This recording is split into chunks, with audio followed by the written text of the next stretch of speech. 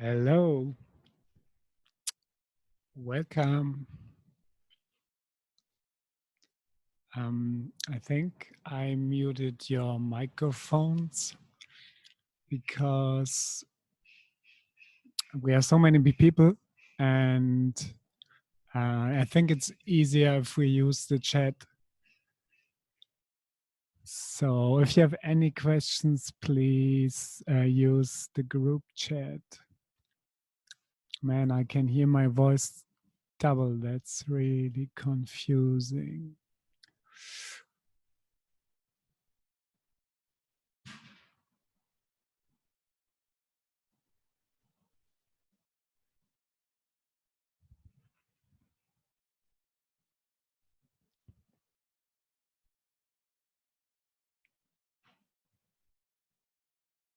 Okay, people are slowly arriving. I'm gonna wait a little bit more.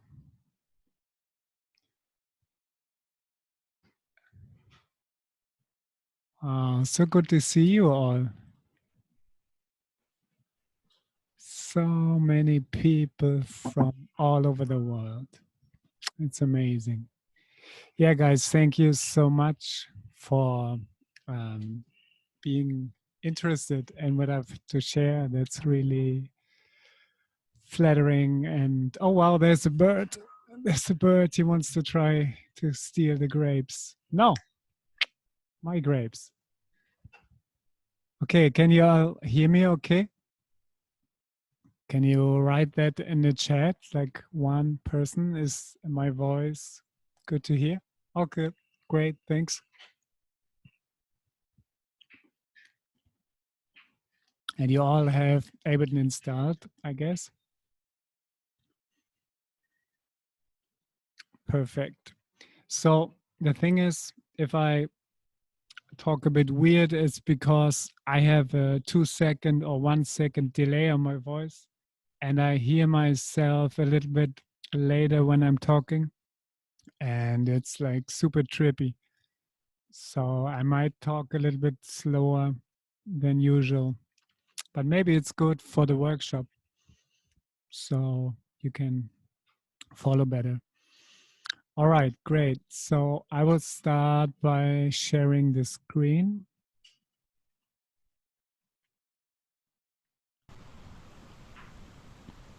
Can you see my computer screen now?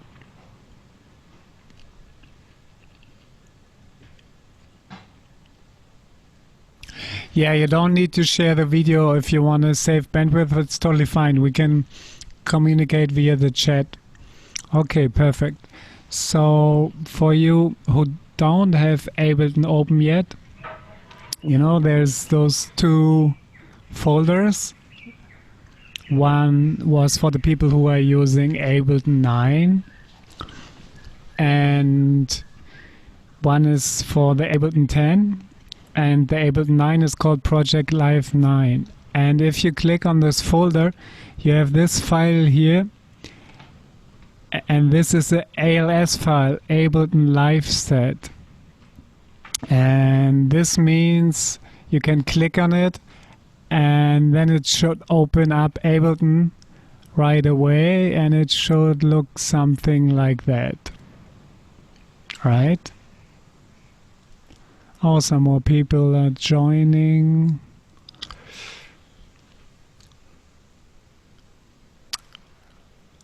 Hello, welcome to the new people. We are using the chat to communicate. Okay, perfect. So let me put this away. All right, does your screen look something like that?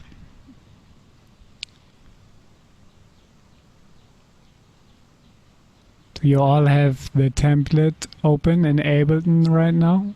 Perfect. Okay, great. So where do I put the chat? Maybe here. Yes, Jason, the download link is in the Facebook chat. depending on what Ableton you have, Ableton 9 or Ableton 10, you can click on the link to get the template. Okay. So, first of all, let's make it a bit simpler, because what we see now is a lot of information. And just to let you know, many people maybe have already some experience with Ableton and some start today. So I will make it as basic as possible. And for you guys who already have some knowledge, I would just say bear with me. And if you have questions, put them in the chat. And okay, so first of all, we want to make the whole window here a bit less overwhelming.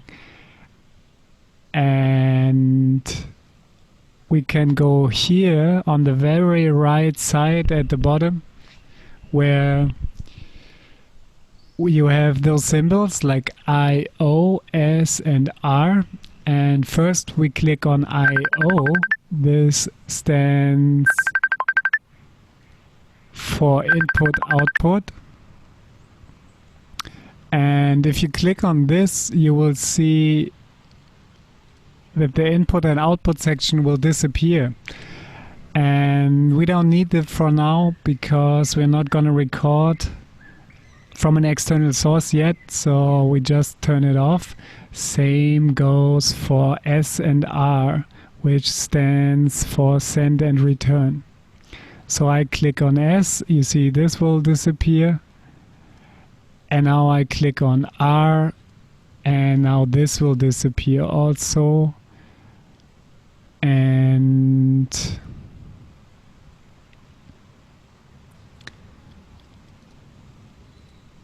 yeah, now it is a lot more simple, I would say. Okay, it's still really confusing for me with the voice. I think I will take off my headphones and just talk like this, because I think otherwise I'm going crazy. So yeah, just give me feedback in the chat or ask me questions. If you have any questions, I will take off the headphones for now. Okay, so if we have a look here from the left to the right,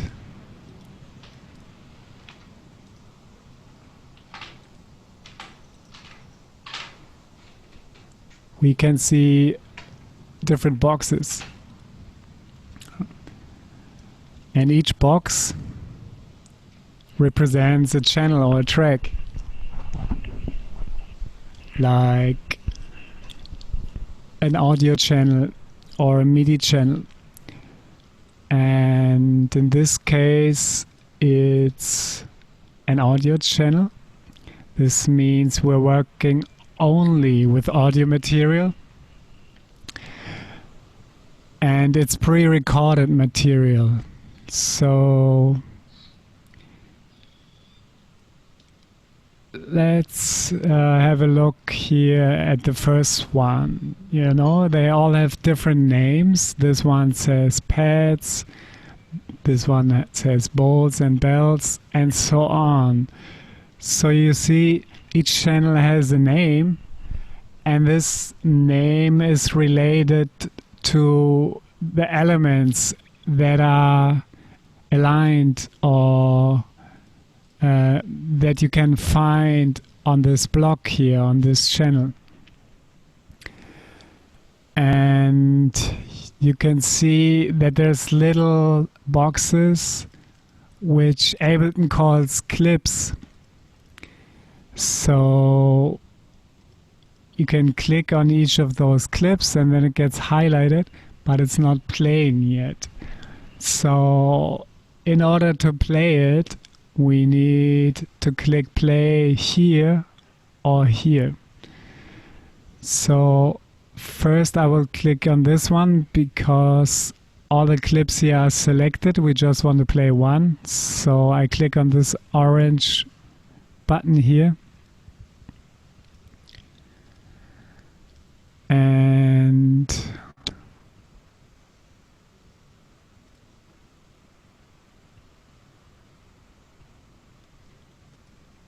for some reason I cannot see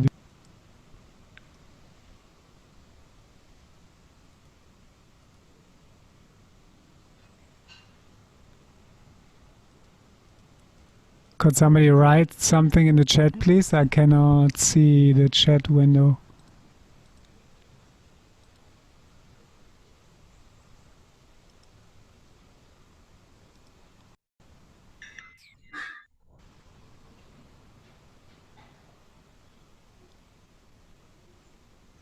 Did you write something?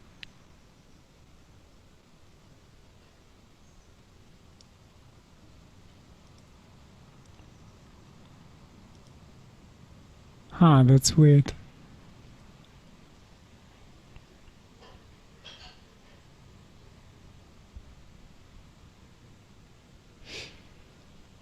Guys, can you please write something in the chat?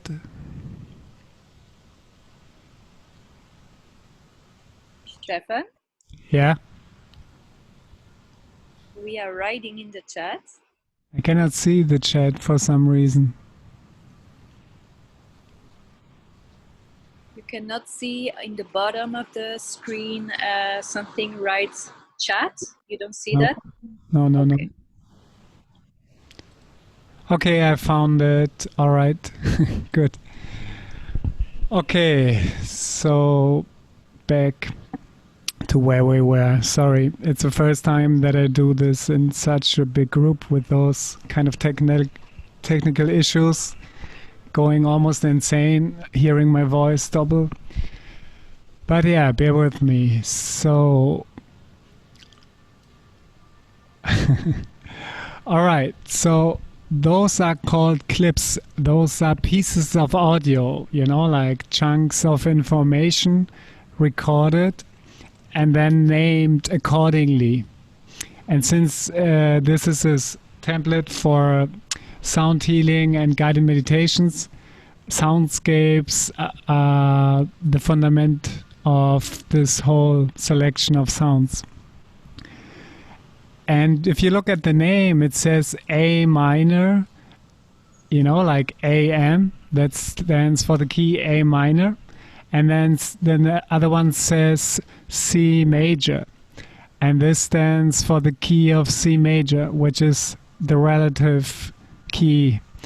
So basically, all the elements are tuned to each other so that you can use them and play with them, right?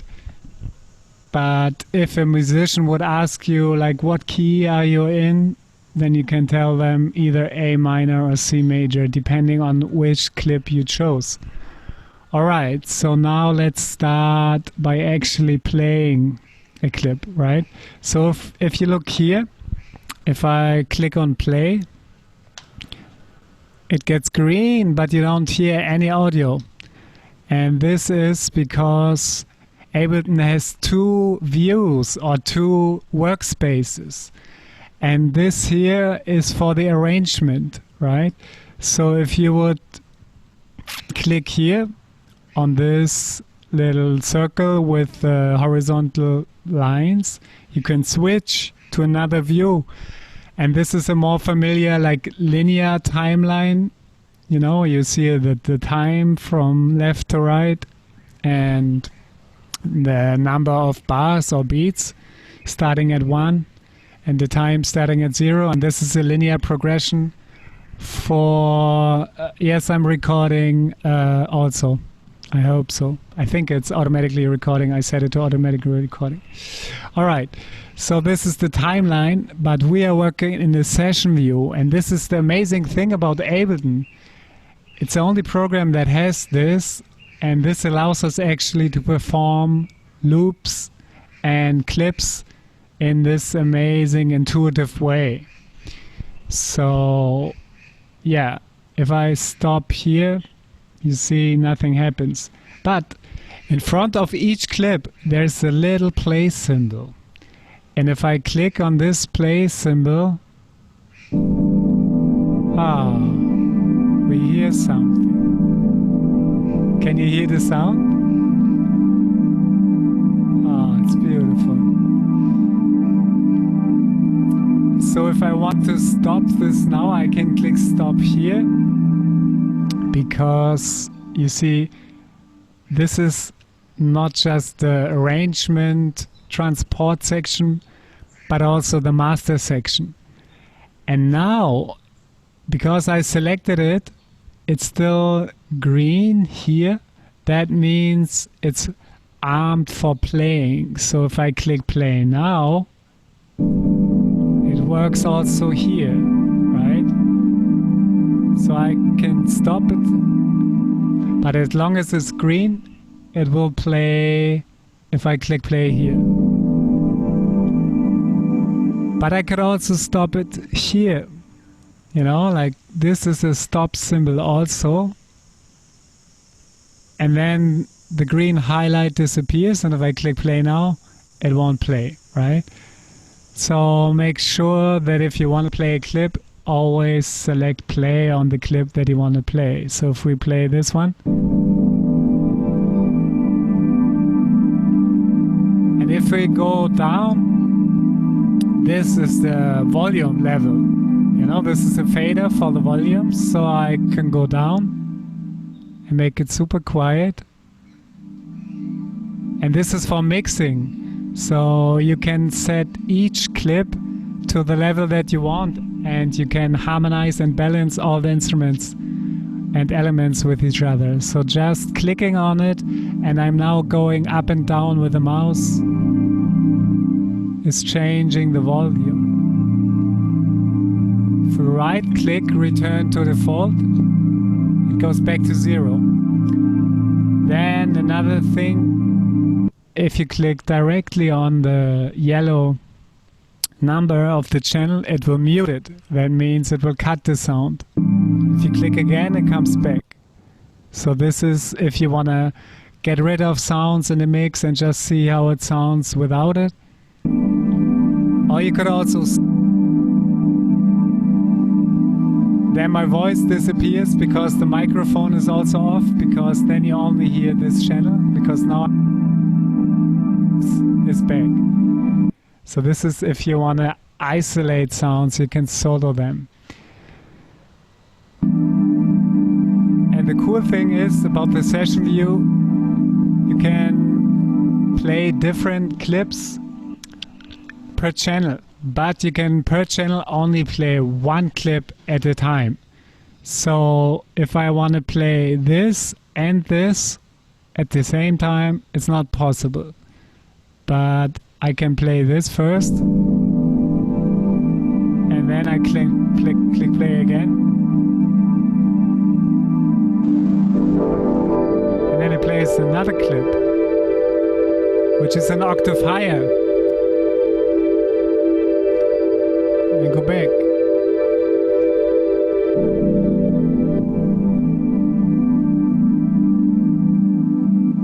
So you saw I click play, but it was waiting a little bit until it was actually triggering and playing the clip. And this phenomenon is called launch quantization. That means Ableton always waits until the next bar begins, so that everything is in sync, so that the clips start synchronized to each other and the timing is not off, which is a very cool feature.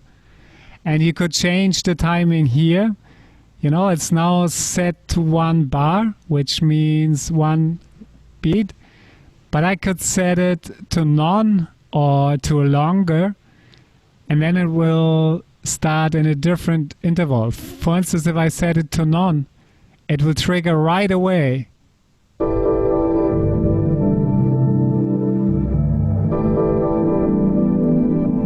Right? But this could mess up your timing in a performance, so I would leave it at 1 bar just to make sure that everything is like really seamless and really flowing and in sync with everything. Okay, so we play one clip. And now it gets interesting if we play more elements, right? And this is basically totally up to you. I was just selecting 8 different groups, you could say, or 8 different channels, because 8 is the magic number for many things in electronic music production, but also in live performance. Because if you have something called a MIDI controller, which is kind of like a remote control, because now I'm doing everything with a mouse, but it's a lot more fun and convenient to use a hardware that can be mapped to control the software physically with my hands. And those controllers most of the time are laid out by a grid 8x8, or they have 8 channels. And also, out of experience, 8 channels is a good threshold for live performance in terms of having a maximum of flexibility, but also not to be overwhelmed to have to worry about too many things. So this is why I try to focus on 8 elements per sound journey, right? So, and those are the elements that I feel are important for, Ableton Push is a MIDI controller. I have the one, if you have the Push, amazing. The Push is epic. The Push is a really, really amazing controller for Ableton, developed just for Ableton, and it works amazing. And I use it for many, no, not many years, but many sessions. I love it. So if you can get your hands on the Push, I recommend it. Even the Push 1 is pretty good, you know, like the Push 2 is a bit more pricey. The only difference is that the Push 2 has a color display, so you see everything in color and multicolors, and the Push 1 doesn't have that. It just has numbers and values, but still it's amazing, you know, and it's, you get it used for $200 or even cheaper, 150. So yeah, the Push is epic controller. Otherwise, I can recommend the Novation Launchpad and any MIDI controller that has like faders, you know, like the MIDI Fighter is really good, but it really depends on the budget. You can also, if you want to go more for like a travel setup, the Korg Nano Control is really nice with the Launchpad Mini, so you can make it really compact. And yeah, there was a little excursus on the MIDI controllers. We can continue this in the chat. I can give you some recommendations on gear and like controllers and keyboards and microphones and stuff later after the workshop. Okay, so yeah, back to the template. So 8 groups with the main elements. So first we have pads, then we have bowls and bells. So this is basically like singing bowls and meditation bells, and those are all recordings, and most of them are set to be played as a loop. How this works we get into a little bit later. And then we have mallet instruments like music box, kalimba, and music box is kalimba. Flutes, like one bamboo flute. Then water. I think water is really important because first of all it's soothing, but then it's also helping to cleanse our emotions, you know, and in general just to connect with our emotional space, because we like consist of 70% as water, out of water, and this is just connecting us with our emotional landscape. So this is why I always use water.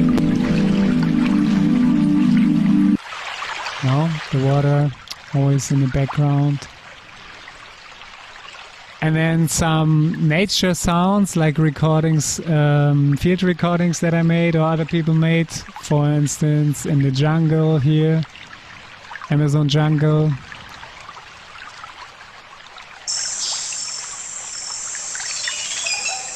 Right. And then those atmospheric sounds, they are not looped. because I don't want to have them go all the time. That would be a bit too much. But you can bring them in occasionally, whenever you feel like it. You know, like for instance, this one, the child's dancing, plays once, and then it stops. So you can bring them in whenever you feel like it. So you can play around and see and get an idea of how you would like to set up this journey. And now imagine, for instance, if you're in a yoga class, you can play this live, right? So you have like the teacher giving the class, and you can really bit by bit set up this journey by bringing in more and more elements. You know, you can start with the nature sounds, or you can start with the pet sounds, or with the bowls, or however. Like, it's really up to you. This is the beautiful thing about the session view. You decide, you create, and you do the journey that is reflective of what you want to create. So wait a second. Is the chat window gone again? There it is back. Okay. So, thanks for helping each other out in the chat, guys. I really appreciate that. That's beautiful. Yeah. And to Frank's question, I will come to that in a bit, why it's only played once and the others are looped. This has to do with the clip settings.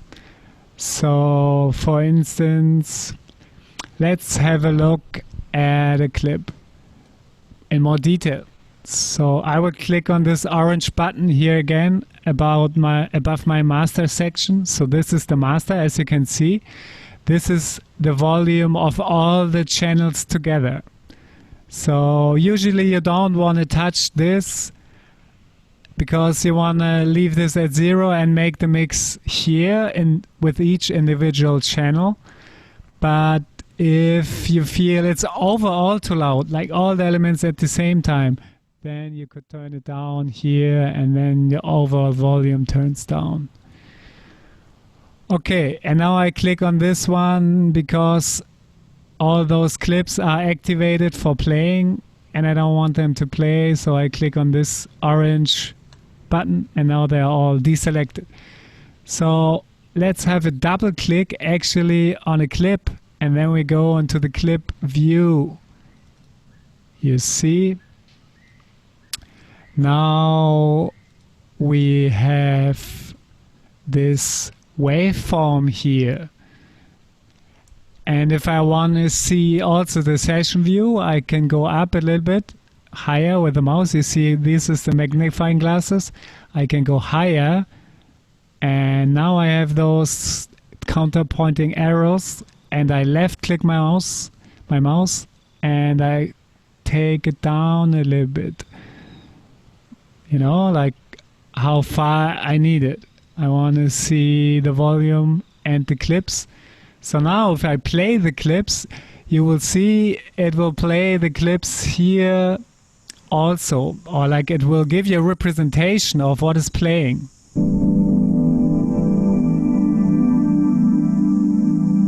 You see the waveform,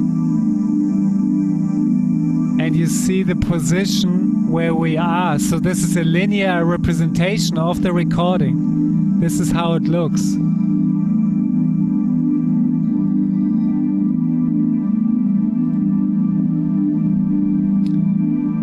So you can see there's a different options to choose from to alter this sample or to work with this sample.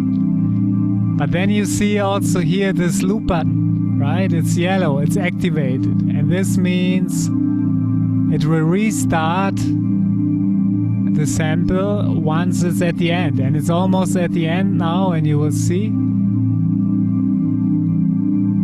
I can zoom in by clicking with the magnifying glass and going up and down with the mouse. And now it restarted, right? Because loop is activated. If I deactivate loop, so if I click here, you see now it's gray, and this means once it's finished its playback, it will stop and not repeat. And I can force the clip to play from here. You see, if I go up with the mouse, there's this the loudspeaker symbol, and I click on it with the left mouse where I want the clip to play, and it instantly jumps there. See, now it jumped there, and it's playing, and then it stops because loop is deactivated. So now it stopped, but because we want to keep it playing, we activate loop here. In order to loop something, you have to make sure that warp, this button here, is activated. If I turn warp off, it means loop is not possible. So whenever you want to loop something, make sure that you click warp first. And I'm not going too deep into what warping is right now. This is more something for an advanced class.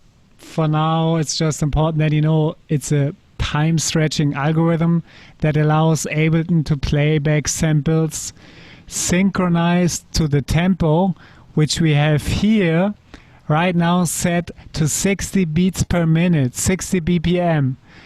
And this is a very good tempo for meditation and sound healing journeys, I find. So this is why I chose it. It's also half of 120, which is kind of a standard tempo for electronic music.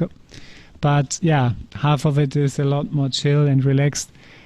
And warping enables Ableton to play those samples in sync to the tempo. So let's see, if I change the tempo, you will see it will speed up the playing without changing the pitch, and this is revolutionary. So I play the sample now, the clip, and I speed up the tempo by clicking on the tempo and just going up with the mouse. You know, and now it's playing at 130 BPM, but the pitch is still the same. And I go down again. And maybe it becomes more obvious with the percussions, right? If I play those frame drums, for instance, and speed it up. You can hear it's a lot faster, but the pitch is still the same.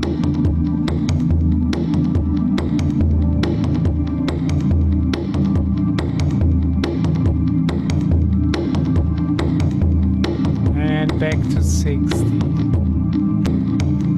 You could also type a value. You can click on the tempo and then you can type in 60, for instance. And then we go back to 60.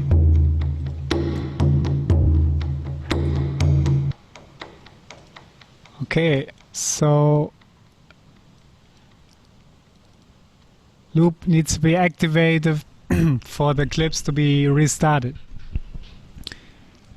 Did you get the concept of looping? Is that clear for everybody? Let me check the chat.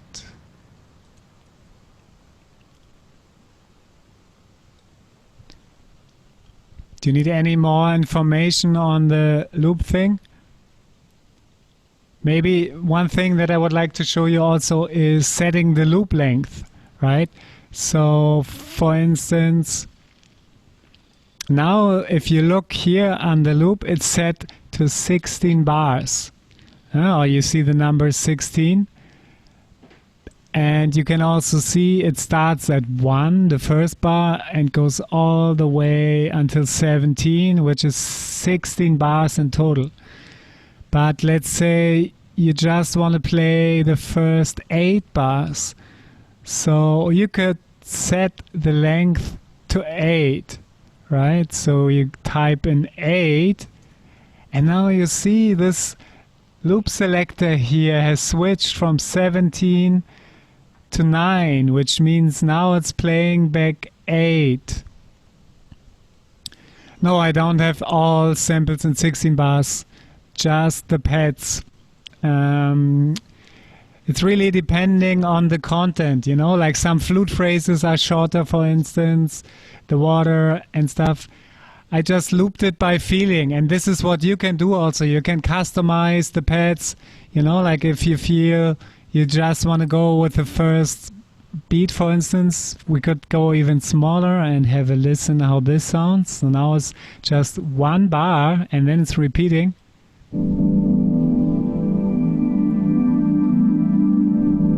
Which also works, you know. You could make it even shorter.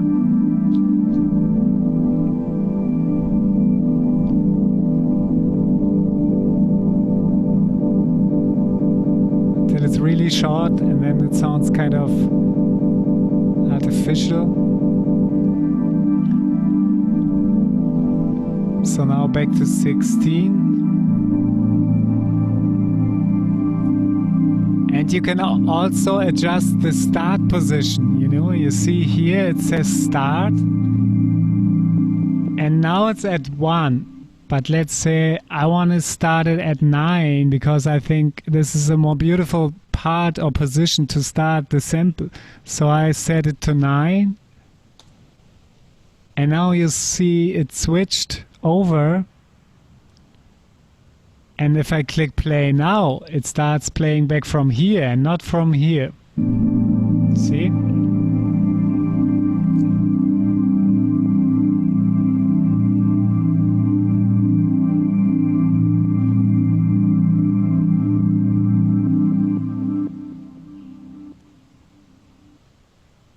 Yeah. The question from Evelyn. I work on the loop length when I set up the sound journey. So usually I start with the pads and I set them up and then I add the rest. And since this is a chord progression and it's going from one chord to the other, I wanted to have it loop for 16 bars. Yeah, I can show to get to the 9th bar. So this is here at the start position, right? So where it says start, if I click on the first number and then type in 1 again, it jumps back to the 1.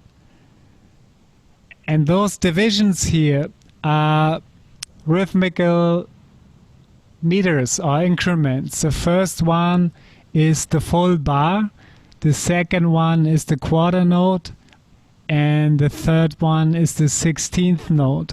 So I can also just adjust it in quarter notes by going up and down, and then you see it's moving in quarter notes intervals. And I can also just click on it, hold the left mouse and drag it where I want it to start. Yeah, I can zoom in also in a magnifying glass, left click, hold it, down with the mouse, I zoom in like super deep in, and up with the mouse, I zoom out. Okay, let's bring this back to the beginning. So another really cool thing that you can do is you can adjust the clip volume for each clip. You know, let's say we have different microphones used for different recordings and they were set to different volumes, but we really like actually the channel volume here of channel 1. Let's say we really like it at 0, but we feel this clip here is a bit too loud. So we can set it down individually here. So there's the clip volume here also.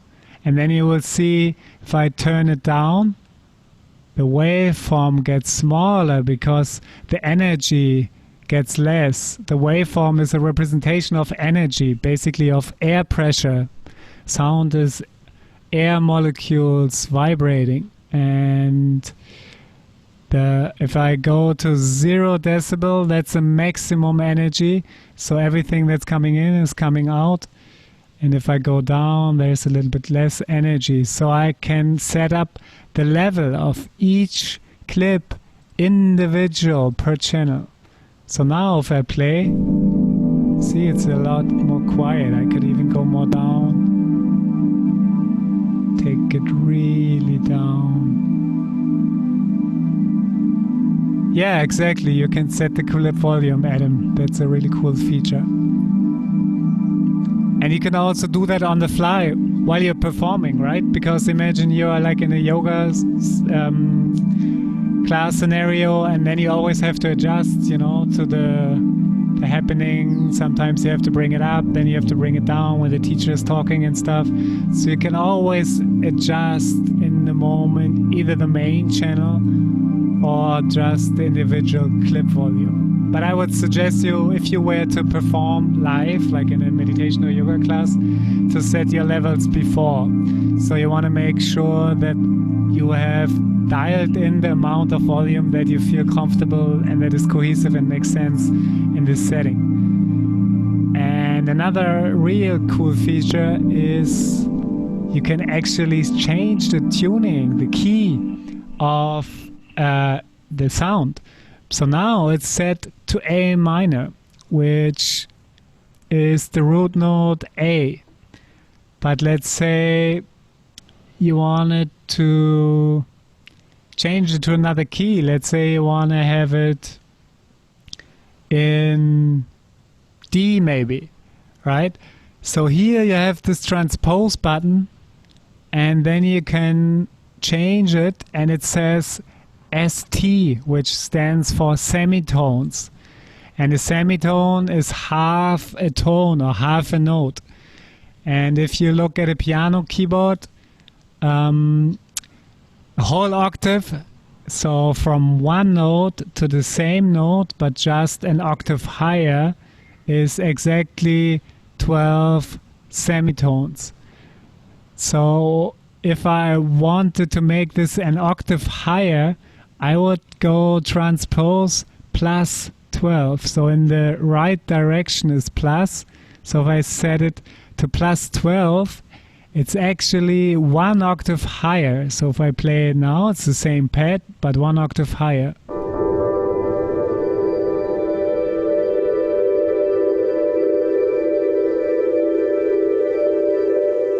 But if I really just want to change it to D, then I just count the steps. So I click on transpose so that it's selected, and then now I go with my computer keyboard, the arrow buttons up and down. I can go down semitones up and down. So let's say we had A minor, so we go to B, C, C sharp, D, right? So 4 semitones, and now it should be in D. So if I play it now, you can hear the same pad, but it's actually playing in D right now.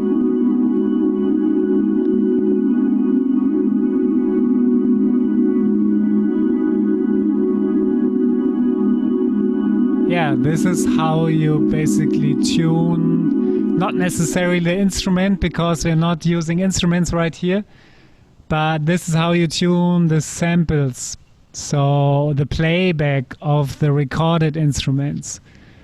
But tuning instruments, you could see, like, it's the idea is to make them resonate with each other, so that, for instance, if you have somebody with you for your sound journey on the yoga class, like another musician playing guitar or playing singing bowls or playing or singing or whatever, it's just good to know that you can adjust it. For instance, I made a sound healing with Darren, and he has some bowls in D, and then I need to transpose the pad sounds into D. so that they will work with his bolts. Okay, so back to the normal setting. The same would be with any sound, like with the kalimba, for instance, you know? Let's say we have this in D now for semitones, and now I play the kalimba or the music box in in A minor, and it will sound a bit disharmonic. Let's listen.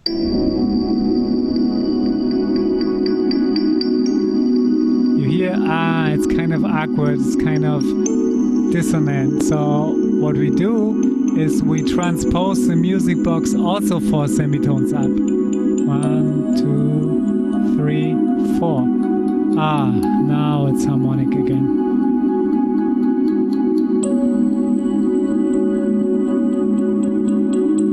Beautiful. And just a little trick to show you which key you are in, or let's say which notes are being played. There's a tool in Ableton that's called Tuner. You can use it also to tune your instruments, but it's also helpful to see actually which notes are played in the sample. And in order to get to the tuner, we have to open a new pathway, and we have to go to the browser. So actually we don't go too deep in the browser now, but to get to the tuner we have to go here. There's a little downwards pointing arrow, and if I click on this guy here, it opens the browser. What is the browser? It's showing everything that is within Ableton. So it has sounds, drums, instruments, all that stuff. But for now, we just want to focus on the audio effects. And here you see a bunch of very beautiful, very useful effects that we don't get into it yet because it's too complex. We just want to go to the tuner. You see here it says tuner. And I click on the tuner and I drag it on top of the pads. And now I close the browser again because I don't need it anymore. And here you see another effect, which is a filter delay, which you also find in the browser. And you don't need to understand what it's doing yet. I just put it there because when the sample hits this point where it stops playing, or like where it's restarting so that it's not too abrupt, it has a delay which is echoing a little bit, so it makes the transition smoother. So I turn it off for now so that you can hear what the delay is doing, and then let's have a look at the tuner also. So if I play this pad, you see here the notes that are being played. Should be actually.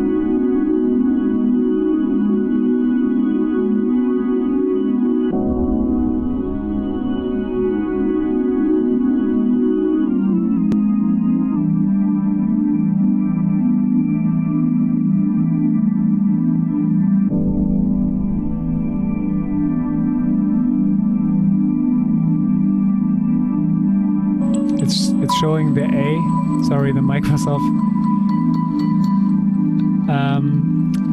So the tuner is like a guitar tuner or instrument tuner, so it works a lot better on single notes, right? So this pad sound is actually like a chord, so it's more notes playing at the same time. It's a polyphonic sound.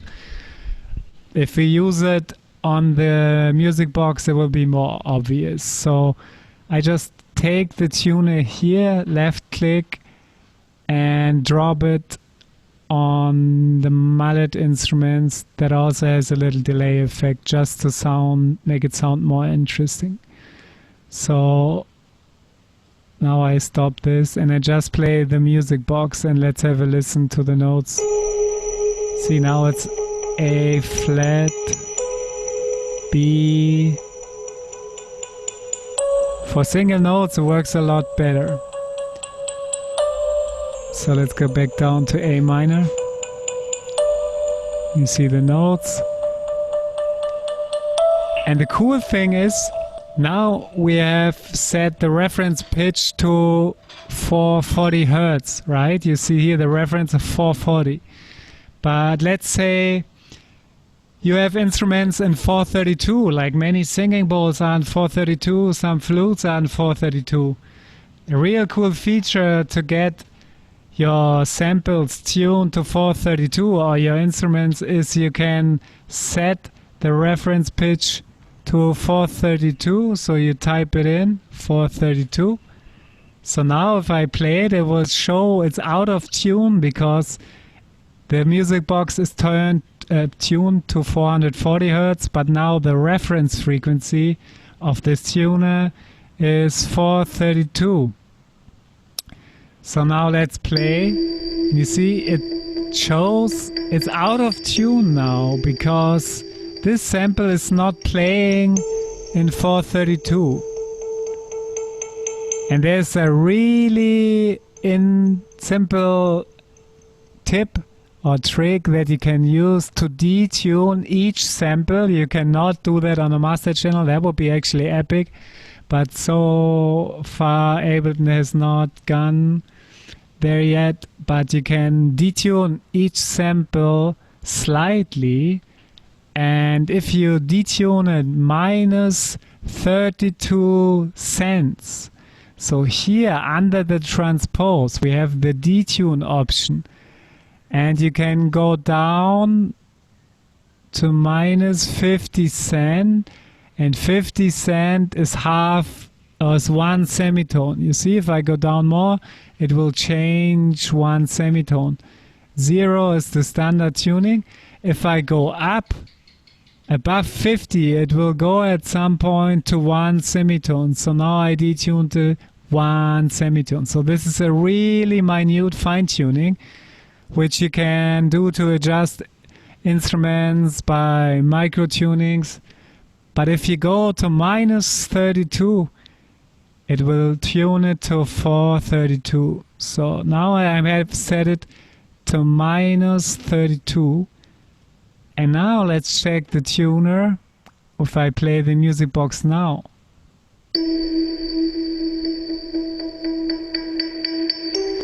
See, all of a sudden it's more or less in key again.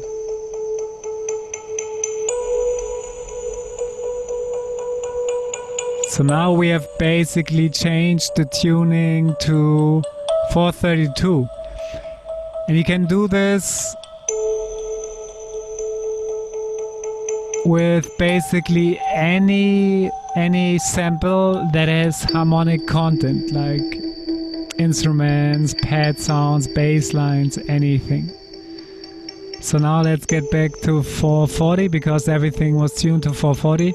I just wanted to show you this option if you at some point want to tune it to 432.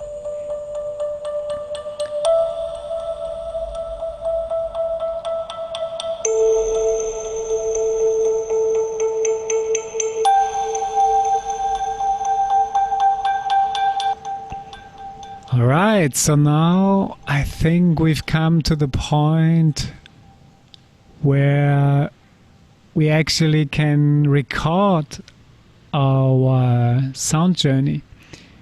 So what I'm going to do now is to perform and at the same time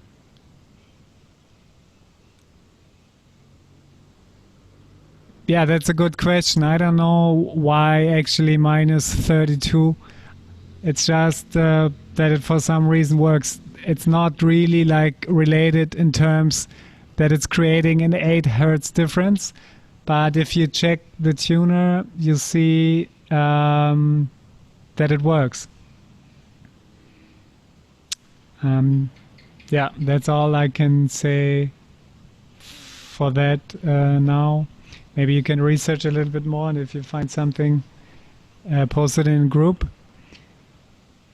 But yeah, this is just how I found it works, you know, and it works in a live setting also. Like really the instruments that are in 432, if somebody's playing them and I tune my samples to 432, by tuning them, detuning them minus 32 cents, it works really well. So what I'm doing now is creating a performance by just playing some clips, and at the same time I'm recording them. So I have to click this record button here first stop, so it jumps to 111. And now I click record, and then I start jamming with the clips.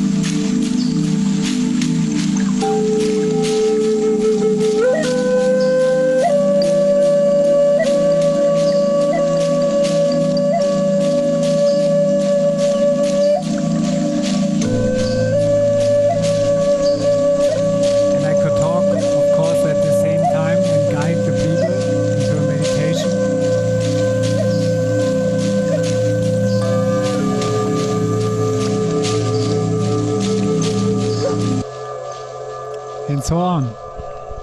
So now we switch to the other view, the arrangement view. So click on here or the tab key on your computer keyboard.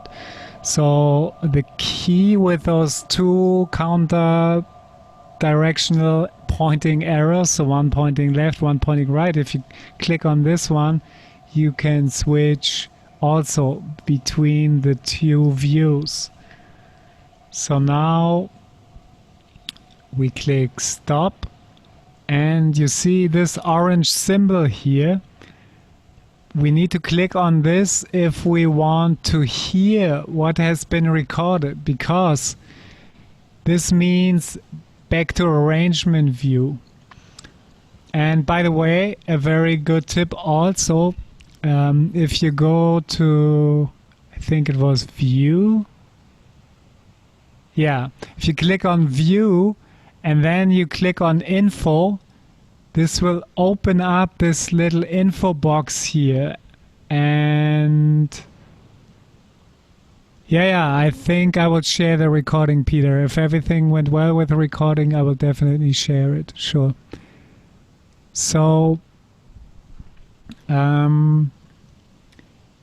if you hover over anything, this little info view will give you a very good explanation. So if I hover over this, it says back to arrangement, and it's just that if you go back to the session, you see all those clips are still selected. So if I click play now, it will actually play those clips instead of the other ones. And you have to imagine, like, those clips, they are their own entities, and those clips are their own entities. And Ableton is always giving more focus to what is going on here, because it's a live performance tool first and foremost. And whenever you play something here, even if it's an arrangement playing right here, and then you play a clip here, it will favor this one instead. So now all those are selected, and we have to click here in order to get these to play. And if I click here, you will see they will light up. Bam, there they are. And now those are all turned off.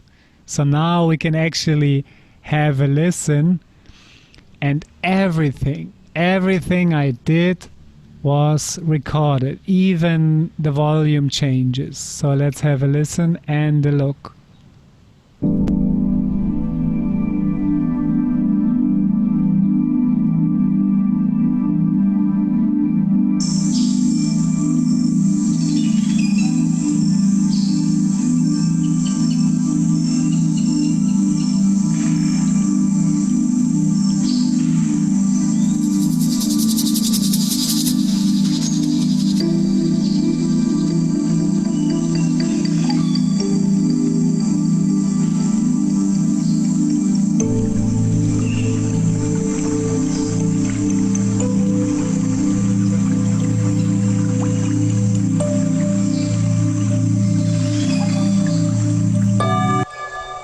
And so on. And you can see whenever I brought in the elements in the performance, Ableton put the clip here, and just for the time playing you can also see the clip. And if you click on here, those are actually the same channels like here. You know, here they are horizontally and here they are vertical. It's just the same channels. And if I open them up here, you can see I have the same controls. So here I have the volume controls, and here I can mute them, for instance. Like if I play, if I want to mute it, I click here, it stops playing. If I want to change the volume, I can make it louder or more quiet, and it changes the volume here also. It's the same thing, it's just a different representation.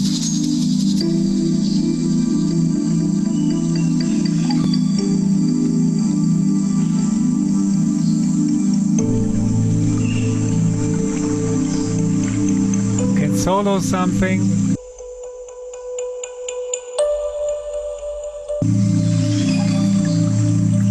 So the cool thing is, you can make a new mix now if you feel like, okay, now I've recorded it before I bounce it to audio, which means before I make it into an MP3 or a WAV file, I want to change the volumes. So you can mix it in here or in here, it doesn't matter.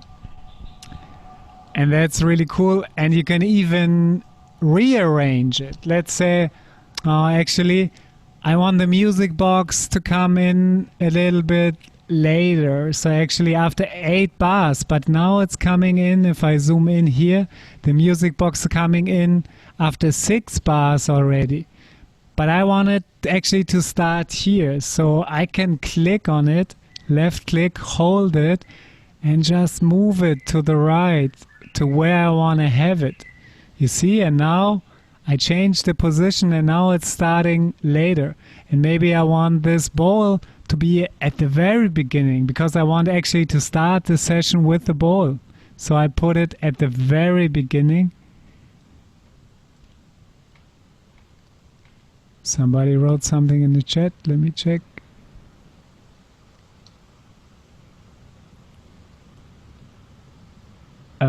Okay. Song and arrangement view and then trigger session view. Yeah, you can do that, totally. Let's have a listen and a look how this works, Adam. And also, as I said, the thing is, if you have a clip playing here, but then you choose another one, then it will replace the clip.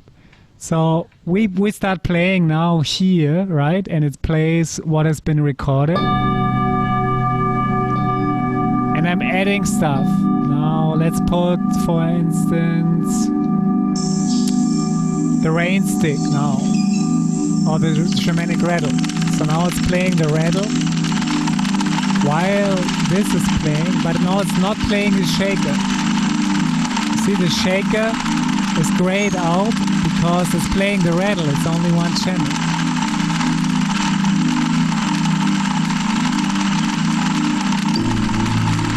And now I play another pad here. You see, it changed the pad, and now it's grayed out. So whenever you play something while an arrangement is playing and you play something from the session view, you need to be aware that if it's the same channel, the clip will be replaced. You can only play one clip per channel. And this goes for arrangement view as well as session view.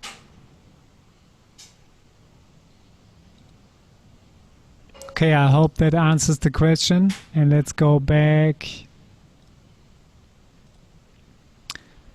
Let's go back to the arrangement. So now I can also just drag those along, you know, like let's say I have an idea how this should go on, you know, and maybe I just want to have this whole journey be like, yeah, das Recording bleibt das gleiche, genau, Evelyn. Sorry, yeah, the recording stays the same. Evelyn just asked if the recording stays the same when we play the session clips. Yeah, the recording is not affected, just the playback at the moment. It will override the clips from here with the ones that you play in the session view. Okay, so let's say you want to have this journey be like 5 minutes. So what you can do, since this is double click, since this is armed for looping or like set to loop, you could just drag it out all the way along the arrangement to go to the very edge of the clip, and I go all the way, you know, and I drag it. Let's say 4 minutes is enough. I drag it to 4 minutes. And the ball, I drag it to 4 minutes, and the music box, you know, and whatever. And this way you can make an arrangement basically with the clips that are looped, and the ones that are not looped, like the flute for instance, I can right click and can select copy, or I can click Control-C for copy, and then I can just select any part where I want to paste it, right click, paste, and there it is. So this is another way how you can place clips where you want, or you can even duplicate them by holding Control-D or Command-D, and then you can duplicate any clip. And to delete them, you just click on them and then you hit delete, or you click, right click, delete. So you see, for each function there's always a keyboard shortcut which is shown at the end of the command. So for now, let's have a look also at what happened with a thing called automation, because I changed some volume settings in my clips and this was recorded as well. And let's have a look how this works. So if you click here, it's really hard to see, but it's basically between, like, left from this little lock symbol, there's like 2 little dots connected with a line. And this is the toggle automation view. If I click here, you see, now we see red lines. And those red lines represent the volume changes. You see, if I zoom in here, you see those are dots that represent the volume of the singing bowl, for instance. And if we play from the beginning and just watch the bowls channel now. I play back the bowls channel, and you see everything that is red indicates that there has been a automation recorded, or that this parameter is automated. So now you see the faders automated, and let's watch it. Let's just watch the movement of this fader here and have a listen. I solo it now.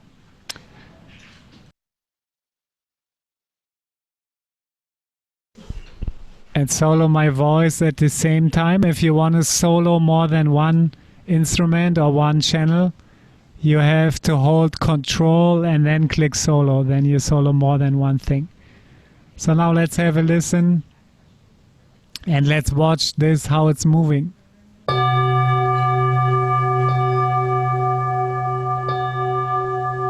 See how it automatically turned down? And this is according to this automation setting. And whenever I touched the fader, whenever there was something happening, it created another dot. And this line represents the volume. So now it started at -6, and at the end now it's at -14.5. And if I want to change this, I can just click on it and go up or down. But you see, I can drag it left and right, up and down. But it's always connected to the last dot. And let's say I want to change the volume, but I want to make it fade in. What we can do now, because there's so many dots and we don't want to change all of them, we can just highlight a section by left clicking, and then I hold the left click and go all the way to the right, and now this section here has been highlighted. And now I can right click and go simplify envelope. If I click on simplify envelope, it will have a lot less dots. See, now it's just like 4 dots. That's a lot easier. So now I can zoom in a little bit and I can actually create this automation. Let's say I wanted to fade in. So I go all the way to 0, minus infinity, and then I go all the way to the beginning, and then I want to fade it in over, sorry, this needs to go back to the 1, and I click on this one. If you want to get rid of a dot, by the way, just double click directly on the dot. If you want to create another dot, just click on the line, double click, and it creates a dot that you can move. So let's remove this dot and this one. So now we have like a slowly fading in, and I want it to fade in over 1 bar. So from 0 to -6.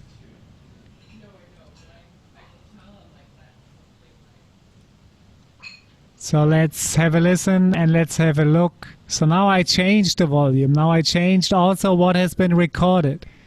You see, now it's here. It's at minus infinity almost. And if I play now,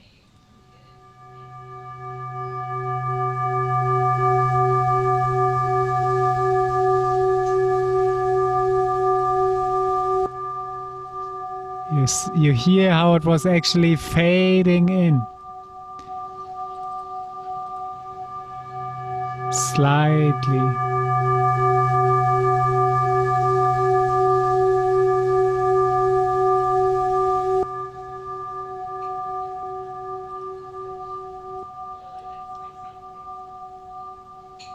And the cool thing is you can also automate clips.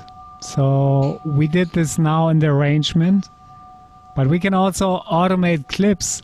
So let's say if I want this clip to fade in, and if you want to delete an automation, because now I want this volume to be at 0 again, I right click, delete automation, and now all the automation is deleted and I can set it back to 0.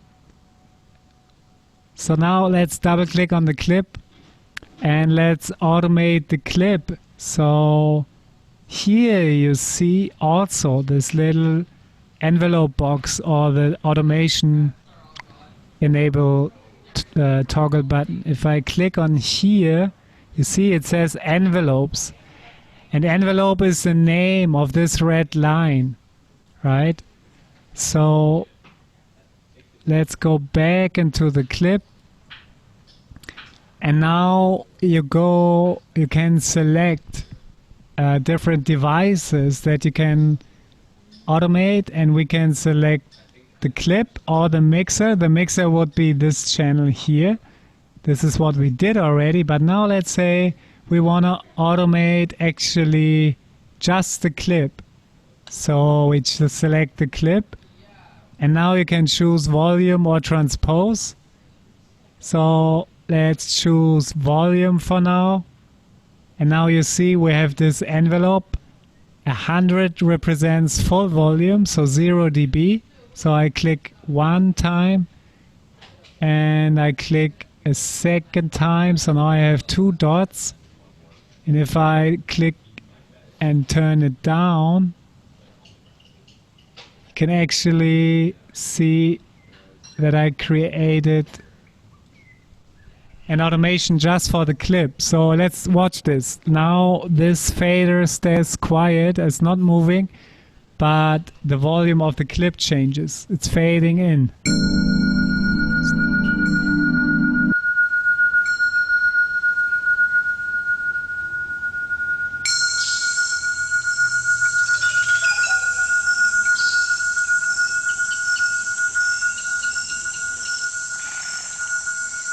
Now you can hear it. Starting at 0 and then it's slowly going up.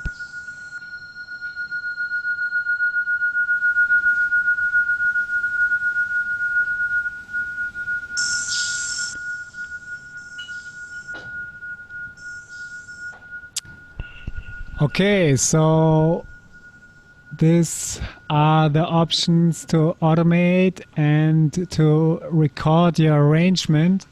So let's say you are happy with the mix, you are happy with the automations, and you are happy with the journey, and you want to share it with people, and you want to export it. So you want to create like an audio clip out of the signal sum.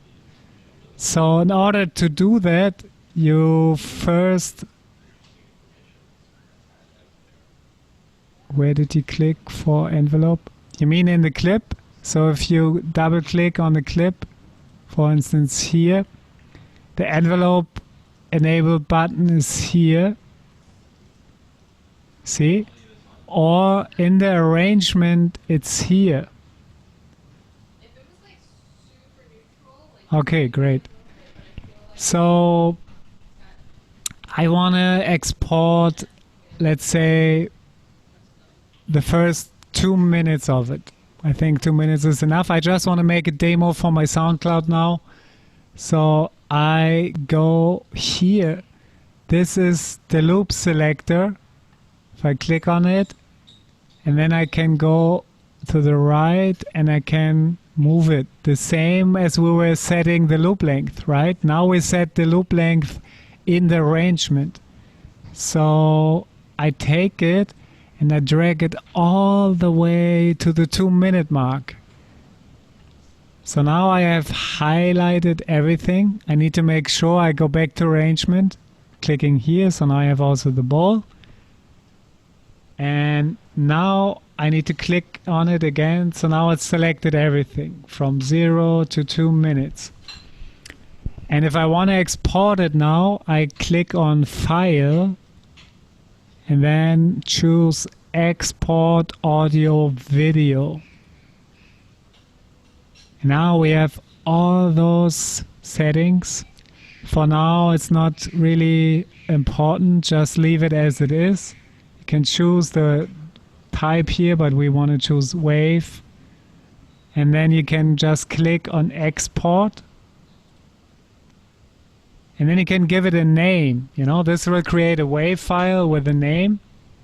And let's say I want to call this template demo. And then you can choose a location where you want to save it. I could save it on my desktop, but I want to save it in my music folder. So I select the music folder and then I select save.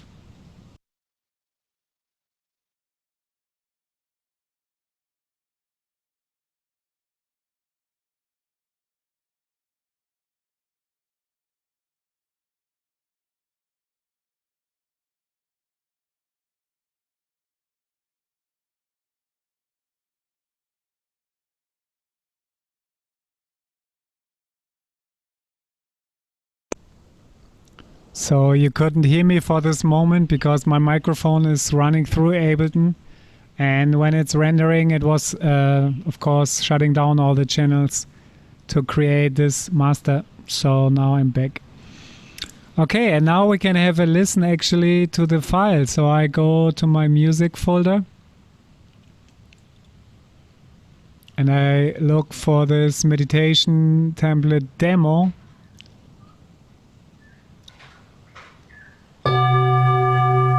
There's my file.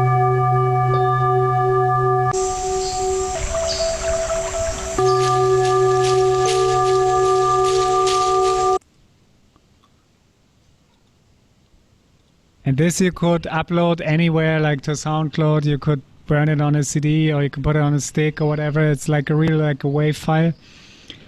And you can transform it into an MP3, not with Ableton, but with other software. And I think even Ableton has an option to upload it directly to SoundCloud or something. Yeah, see? Upload to SoundCloud. So you can connect your Ableton even to your SoundCloud and upload it directly. So it's right there instantly for the crowd and for the cloud. Okay, so one last thing that I would like to show you is how to actually record your own voice, because I think that's really important for many people. If you want to do guided meditations for YouTube or for SoundCloud or just, you know, for sharing it with people, you can use your built-in microphone if you have a microphone in your laptop, like the what's it called, like the MacBook MacBook mic or the PC mic. I'm using a good microphone, like a studio microphone. If you have that, let me show you how to set it up. So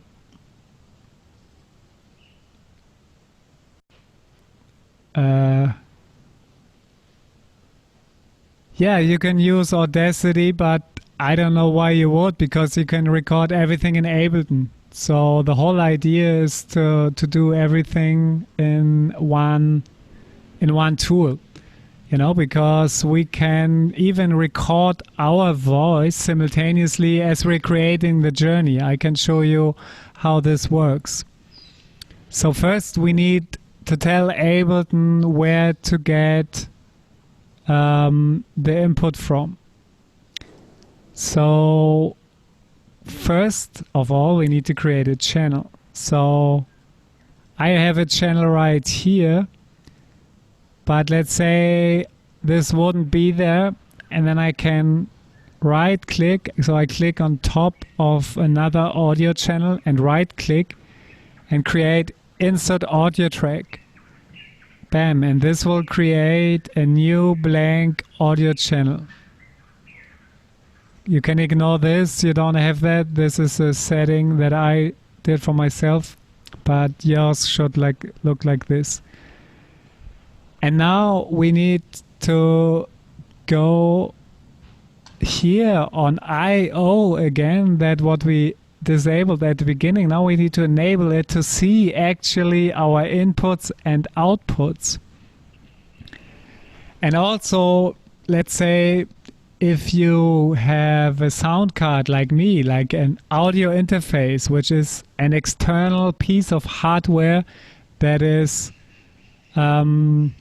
transferring the information from digital to physical and vice versa, then you need to set that up in Ableton as well. So you need to go to Options, then you choose Preferences,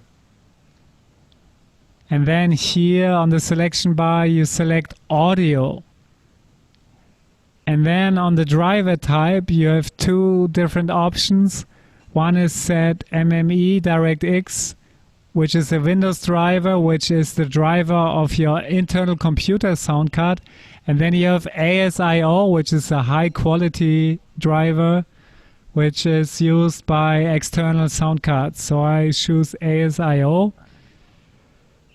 And then you can choose your driver type. I choose this one, FL Studio, because this one works also with Zoom. If I would choose actually the driver of my sound card, it would not work, so I choose this one. So this is selected. You can also go to Input Configuration and you see the channels you have available. They need to be active, and then you click OK. Alright, so now the next thing is you have to select Audio From, and then you choose External In, which is set by default already. And then you have your channels available. For now I have like 2 channels, but you can already see I use channel 1 for my microphone, because here you can see there's metering happening as I'm talking. It gets green. If I would choose channel 2, my voice would disappear like that. I would stop talking. No, I need to do it here. And then you didn't hear me anymore because I selected the wrong channel. So make sure that you select the channel that you actually have your microphone connected to, and I have my microphone plugged into my sound card on channel 1. So this is picking up my microphone. You also want to make sure that you set the level correctly on the input of your sound card. You can do this either directly on your sound card. There should be like a little knob that you can dial that says input gain, or you have a software like me for your sound card. This is the mixing software for my sound card, and here I can set the level.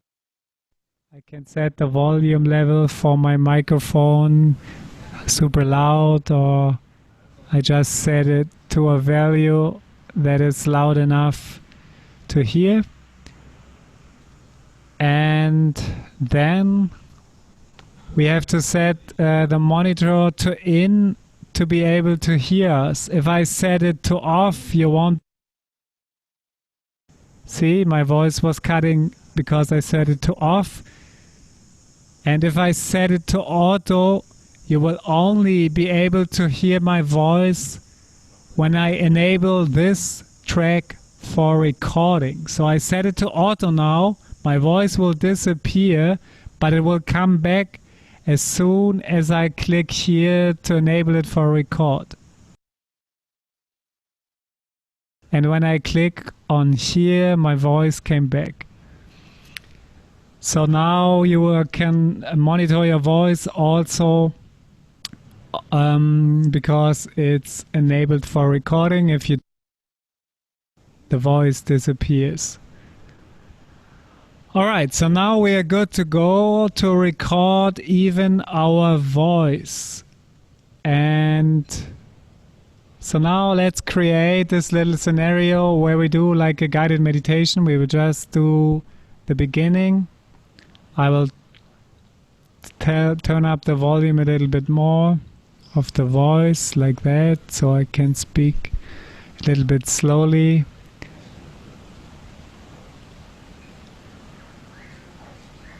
Put a little reverb on the voice. No, that's too much.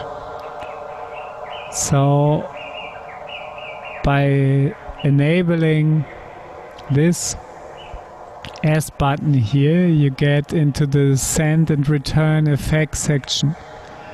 And on channel A you have a reverb, and on channel B you have a delay. If I put this up, then you will hear then you will hear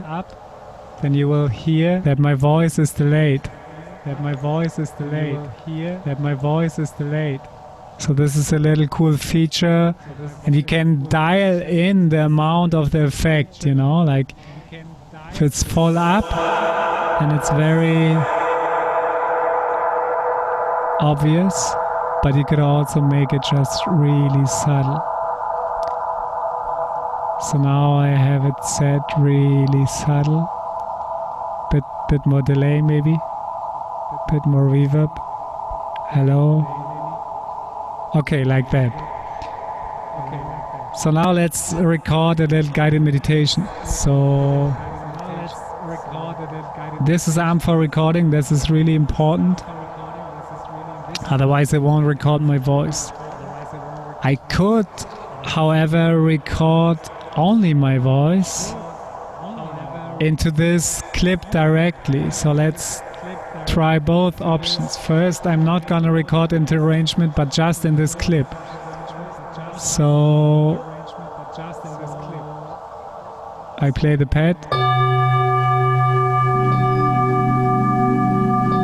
See, there was still this whole arrangement. We have to delete that. Control A or Command A and then delete will get rid of everything.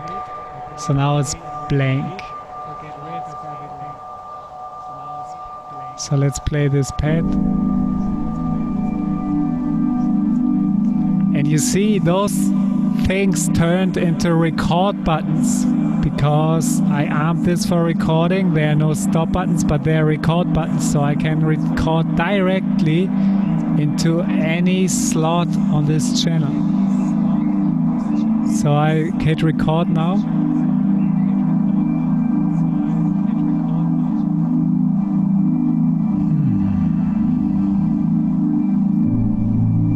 I invite us all to take a deep breath into the belly.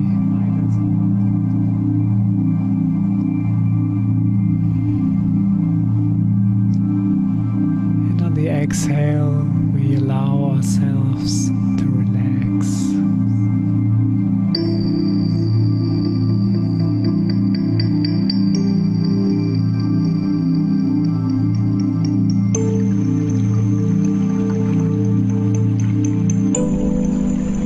Feel your connection to the ground.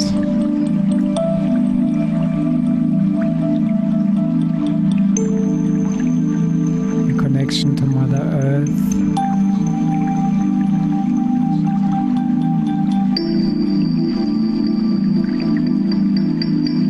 And allow yourself to be embraced by her loving presence in this moment.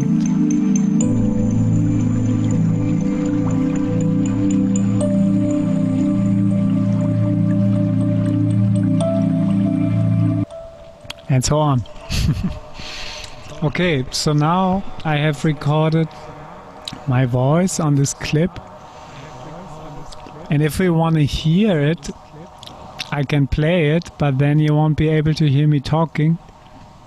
But what I can do, I can just take this clip and put it on another channel. So I drag it on the free channel, so you will be still able to hear my voice.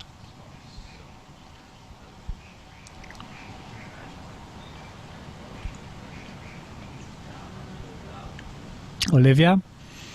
Yeah, so the effects, you have to make sure that S is enabled. That stands for send effects.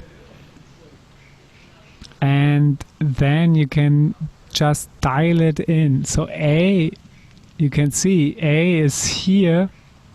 This has a reverb, and B is here, and this has a delay. And those guys you see if you click on R, those are the return tracks. They host the effects. So if you want to dial in an effect, you can see I did this here also, like the birds have a little bit of reverb and delay, the flutes, because it just sounds nicer, you know. So now I just dial it in, and then you hear that my voice has more reverb. And if I want to put a delay, I just dial that in. You know, and then you have it.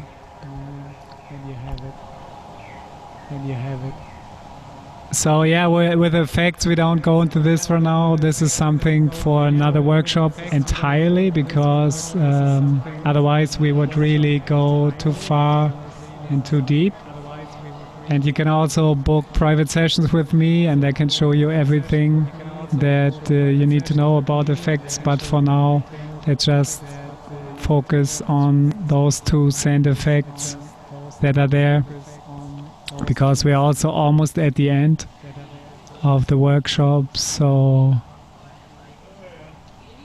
let's have a listen actually to the recording.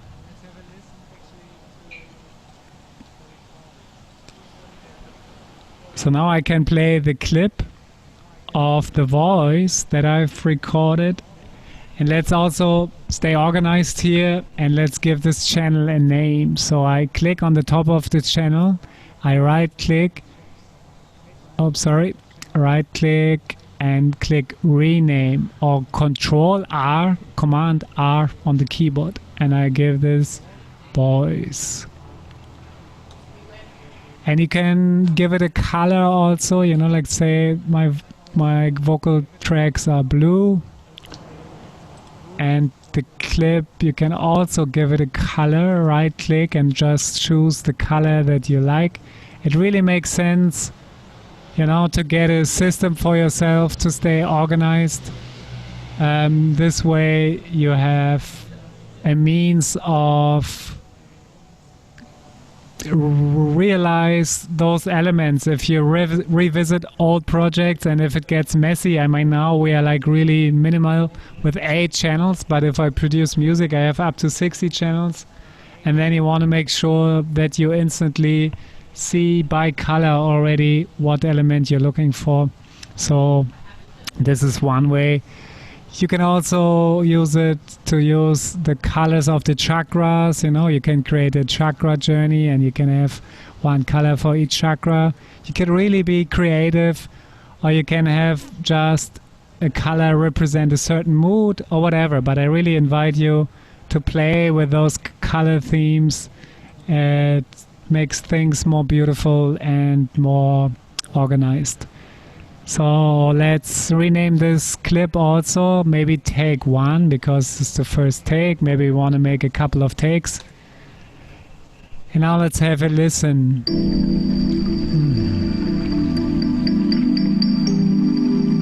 I invite us all to take a deep breath into the belly. So you can hear instantly the effects. They are not on the channel because I didn't dial them in here, so they are for each channel individual. So here you could hear them because I added them, but basically they were not on the recording. So the signal path is first the recording, and then it goes through the effects. So if you want to record it with the effects, you would have to record it on another audio channel, and we do it this way. So let's say we name this one microphone, or just mic, right? And now I put a bit more delay and reverb on the voice, and now I want to record the effects into this channel. So I have to go to audio from and select the mic channel.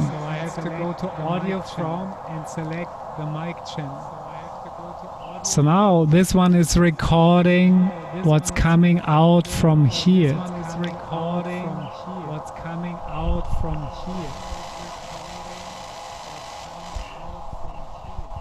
So if I hit record here now, now my voice has been recorded with delay and reverb because it's receiving the information from the mic channel.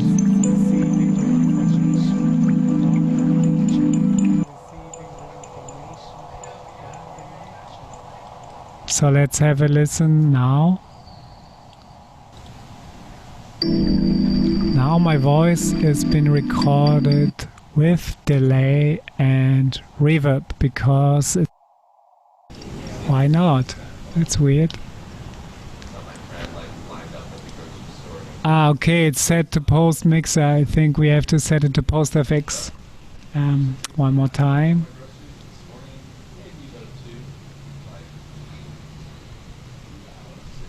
Hello, put some reverb,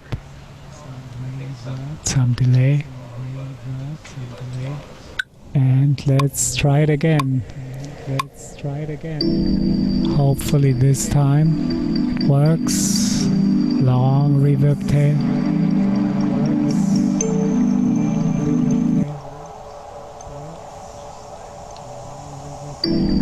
Hopefully this time it works. Long reverb tail. Still not. Maybe it was pre-FX. One last try. That's weird.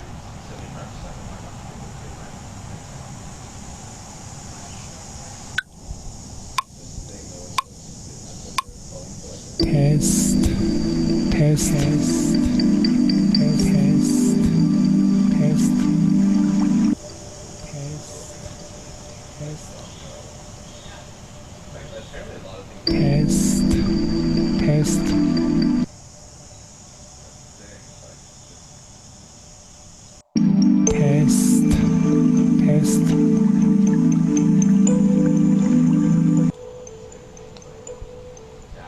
Okay,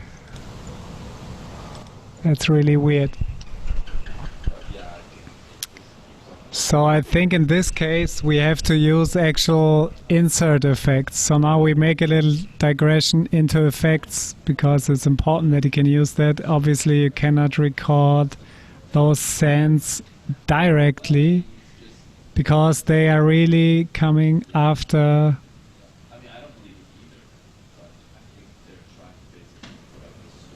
the recording has been made already. So let's pour the direct effect into the channel. For this we have to go to the browser again. We choose audio effects and we go to reverb. Double click on the reverb. So now the reverb sounds pretty shitty. So let's use another one. We can go to the presets here. Maybe let's use concert hall. Hello. Yeah, that's better. So the most important setting on any effect is the dry wet, which is the relationship of the affected signal volume and the unaffected signal. So 0% wet is 100% dry, obviously, and you cannot hear any reverb. But if I increase this, it starts to blend my voice with the reverb. So now it's like 50-50, 50% dry and 50% wet. And another interesting setting in the reverb is the decay time, which is basically the length of the reverb tail. So if you want to have a longer reverb, you can increase the decay time for 6 seconds. And then you hear, wow, that's a nice ethereal reverb. It's maybe too much, but yeah, just showing you how you can set up your reverb.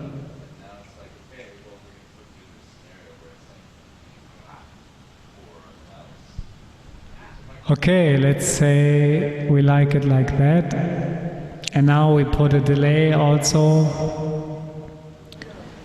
There's many different presets that you can play with, you know, like ambient spaces, vintage delay, all kinds of things modulated.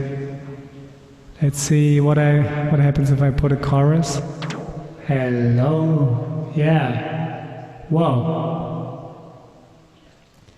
Yeah, this is just creating a bit more spaciousness in my voice. If you want that, you can use the chorus.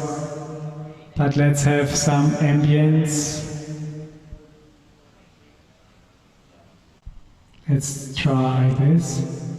No, that's not what I was looking for.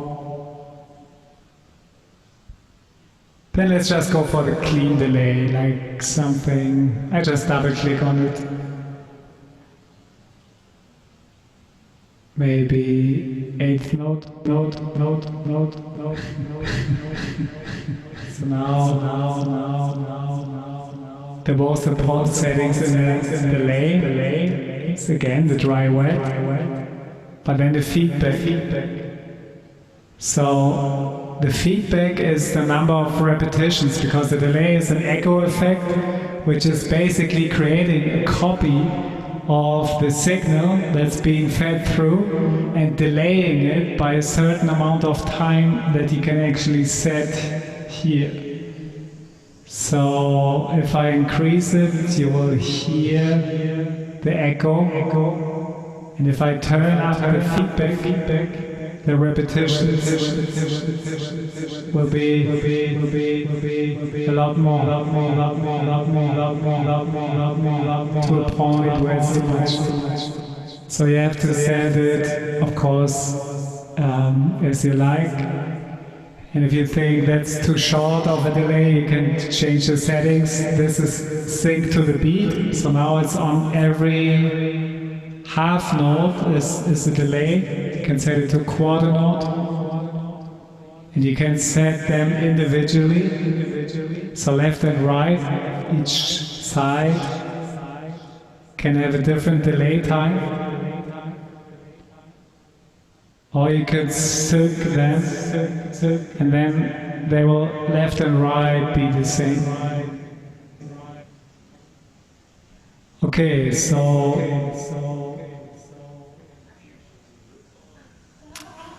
I set this to default because I don't want it to be too funky. A little bit more feedback. Okay, I think like this is good for now. I mean, it's just a demonstration anyway. So now, when we record it, it should actually be recorded on the channel. Let's see, I hope it works.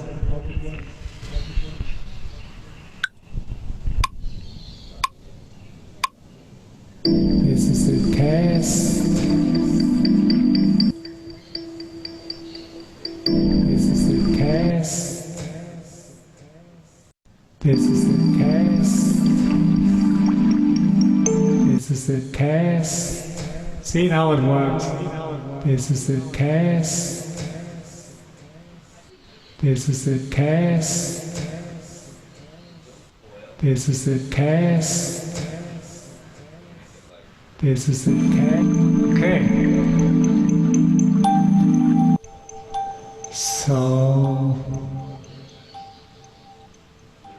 this is how you do it with an external microphone, and if you would use your own sound card, you would have to have the settings maybe in your audio settings here, like if you go to the sound settings, and you would have to set your microphone, and then if you have selected external in, it should have selected that also, turn the reverb off. And yeah, still the chorus. Yo, funny.